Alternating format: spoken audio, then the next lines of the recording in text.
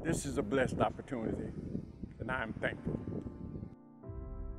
For 4 African Americans, nearly 50 years ago, playing football at a major university was merely a dream. But in the summer of '69, the lives of these 4 men changed forever.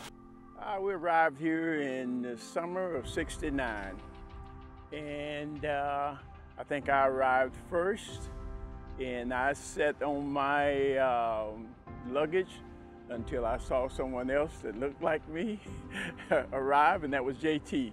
He and his father came next, and then we decided to go up into the dorm. The University of Georgia, they were called my senior year and asked what they considered me as being their first African-American football player. And the coach at the time said that we're not ready for a black yet.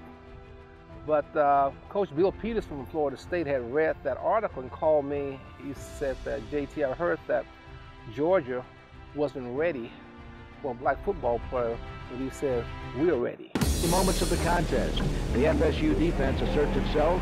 James Thomas, number 26 in pursuit, as he tosses his man for a 5-yard loss. From roommates to teammates to best friends, the first 4 African-American football players at Florida State University weren't fully aware of the precedent they were setting for future African-American football players. I didn't feel like I was a pioneer. Defensive stop by Robert Anderson. Third quarter action now. Of course, I came here to play football and get an education, education foremost. And it just didn't register at the time that we were creating history. You know, we just went through campus life, played football, and the rest is history. You know, that we were here at this place at this time. It's like you see a rainbow and you make a wish and that wish comes true.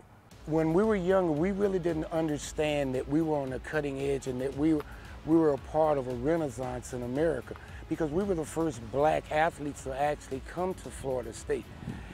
And to see what we were a part of then and where it is now, and to come full circle and to see everybody here, it's just so amazing and exciting. But it wasn't always smooth sailing for these men. Having to adjust to college life, rigorous academics, and societal changes, football served as the perfect outlet. It was a little overwhelming at first when I got here. My hometown, about maybe 10,000 people. I think this campus was about 20,000 at the time, so it was a little overwhelming. But I learned to adjust, acclimate myself to my environment here. With these newfound pressures and attention, the first 4 wore their new titles as badges of honor. The 4 of us, and we were always named the first 4. That's something that we decided that we had to be a good steward of and be a good tradition of, so that we can set the foundation for other black student athletes as they came along, to set the standard for them. So that was very, very important for us. After graduation, 3 of the 4 Seminoles brushed off their cleats and took their talents to the next level, the NFL.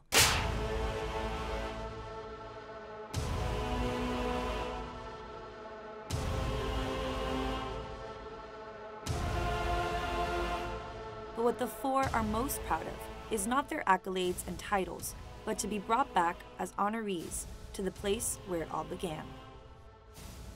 Quite an honor when you look back on it. It hasn't been that long ago, but it has been.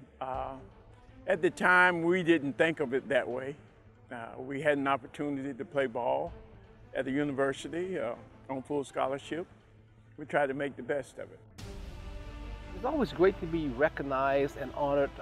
You go through life, and sometimes you're going through, you don't really know, does it have merit, if it's worth anything, but for people to honor you, they're saying thank you. And those 2 words, they speak volumes. And after a weekend of fun, reminiscing, and festivities, the first 4 had nothing but Seminole pride for the university that gave them their start.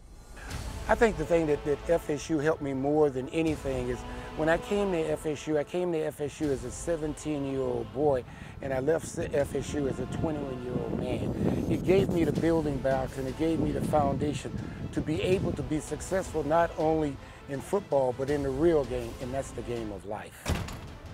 I'm Sophia Hernandez for Seminole Sports Magazine.